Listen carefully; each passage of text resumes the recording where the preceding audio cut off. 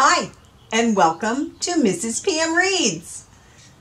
Today we are continuing in our story, A Man Called Ove by Fredrik Backman. Sorry, I am due for a haircut. All right, we are going to be in chapter 37. And in chapter 36, Ove went to the cafe of Mersad's dad, and they sat down to have a couple of whiskeys together, and we'll see if that conversation goes anywhere. All right, chapter 37.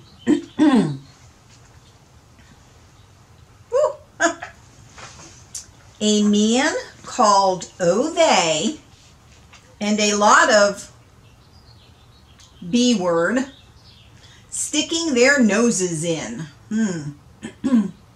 I'm sorry about this, Ove creaks. He brushes the snow off the gravestone.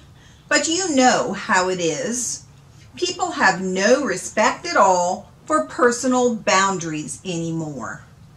They charge into your house without knocking and cause a commotion. You can hardly even sit on the crapper in peace anymore, he explains while digging the frozen flowers out of the ground and presses down the new ones through the snow. He looks at her as if he's expecting her to nod her agreement. But she doesn't, of course. The cat sits next to Ove in the snow and looks like it absolutely agrees, especially with that bit about not being allowed to go to the toilet in peace. Lena had come by Ove's house in the morning to drop off a copy of the newspaper. He was on the front page, looking like the archetypical grumpy old sod. He'd kept his word and let her interview him. But he wasn't smiling like a donkey for the camera. He told them that in no uncertain terms. It's a fantastic interview, she insisted proudly. Ove didn't respond, but this did not seem to concern her. She looked impatient and sort of paced on the spot while glancing at her watch as if in a hurry.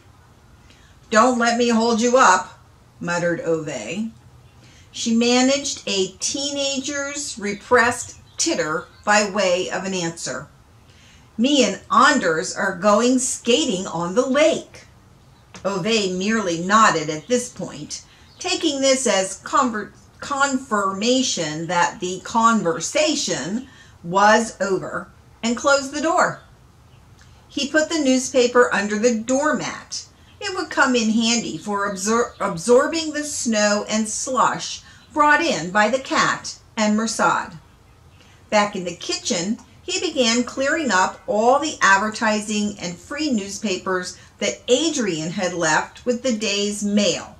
Sonia might have managed to teach the rascal to read Shakespeare, but apparently he could not understand a 3-word sign that said, "No junk mail." At the bottom of the pile, he found the letter from Lena, the one Adrian had delivered that first time he rang Ove's doorbell. Back then, the youth rang the doorbell, at least. Nowadays, he ran in and out of the door as if he lived here, Ove grumbled as he held the letter up to the kitchen lamp like a banknote being checked. Then he got out a table knife from the kitchen drawer, even though Sonia got mad every time he used a table knife to open a letter rather than fetching the letter opener. Dear Ove, I hope you'll excuse me contacting you like this. Lena at the newspaper has let me know that you don't want to make a big thing out of this, but she was kind enough to give me your address, because for me, it was a big thing, and I don't want to be the sort of person who does not say that to you, Ove. I respect that you don't want to let me thank you personally, but at least I want to introduce you to some people who will always be grateful to you for your courage and selflessness. People like you are not made anymore. Thanks is too small a word." It was signed by the man in the gray suit and black overcoat, the one Ove hoisted off the track after he passed out. Lena had told Ove that the swooning fit had been caused by some sort of complicated brain disease.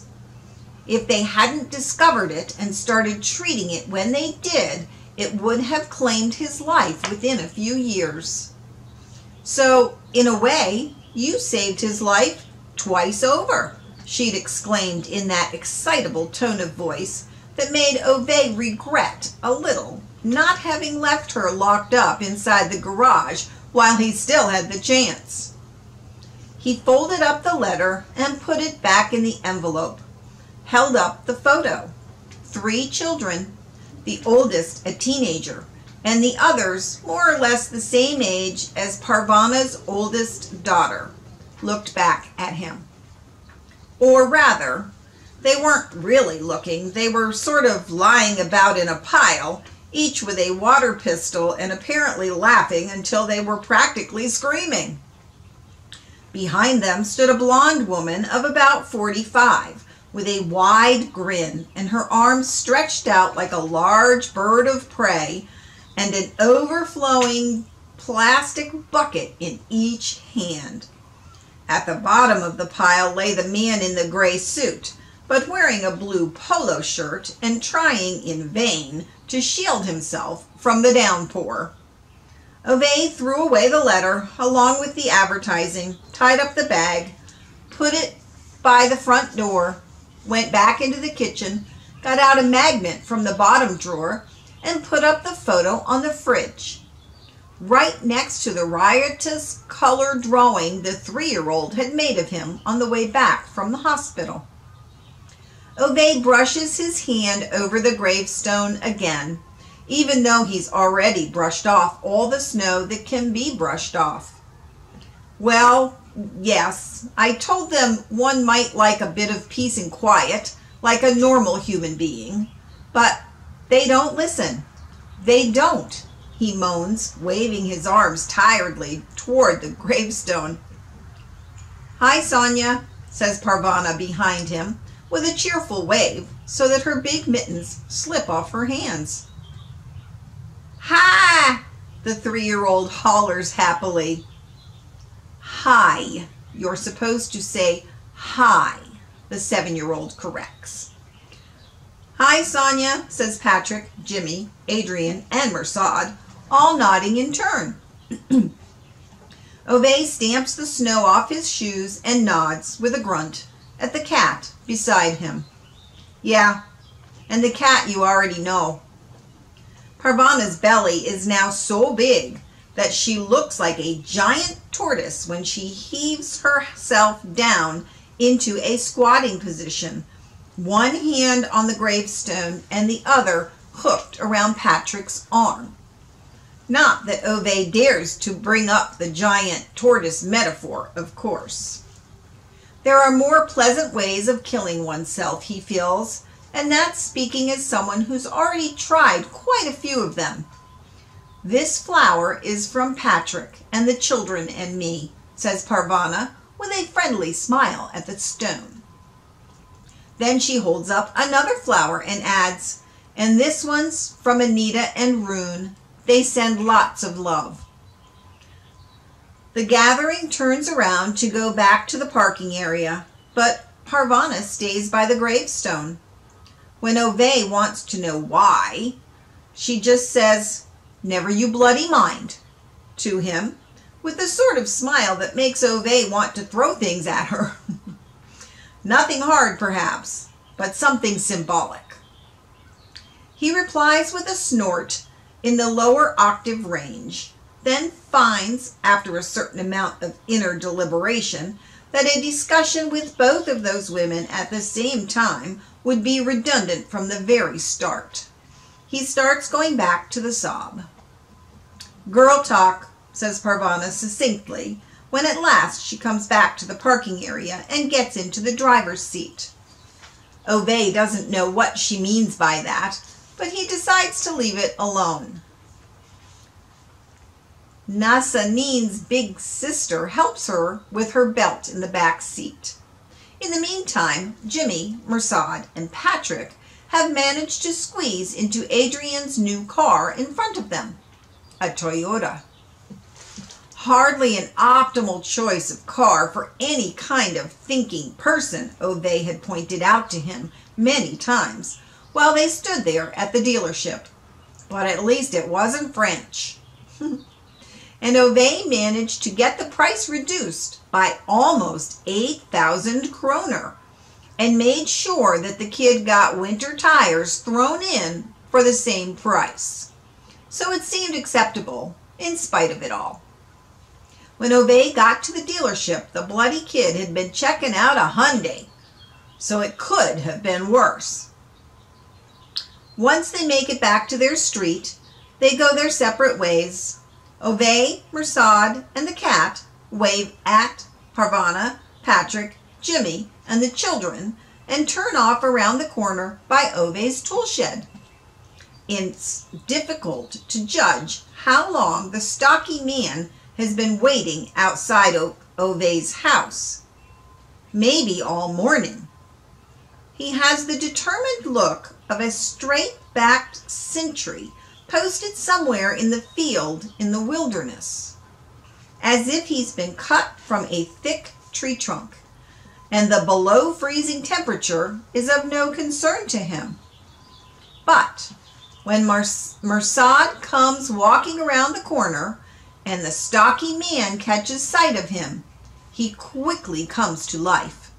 "Hello," he says, stretching, shifting his body weight back to the first foot. "Hello, Dad," mumbles Mersad. That evening, Ove has his dinner with Parvana and Patrick, while a father and son talk about disappointments and hopes and masculinity in two languages in Ove's kitchen. Maybe most of all, they speak of courage. Sonia would have liked it. Ove knows that much, but he tries not to smile so much that Parvana notices. Before the 7-year-old goes to bed, she presses a paper into Ove's hand on which is written, "Birthday party invitation." Ove reads through it as if it were a legal transfer of rights for a leasehold agreement. "I see. And then you'll be wanting presents, I expect," he huffs at last. She looks down at the floor and shakes her head. "You don't have to buy anything. I only want one thing anyway." Ove folds up the invitation and puts it in the pocket of his trousers. Then, with a degree of authority, presses the palms of his hands against his sides. "Right?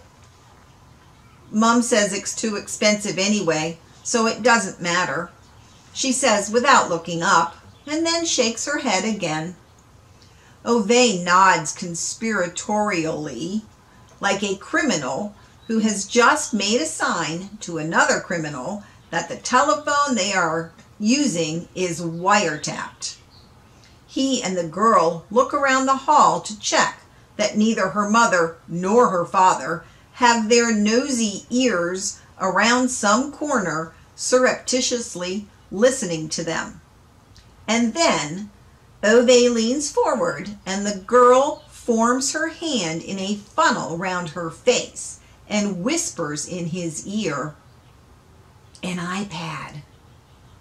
Ove looks a little as if she's just said, and this is just a whole bunch of different letters all mixed together, and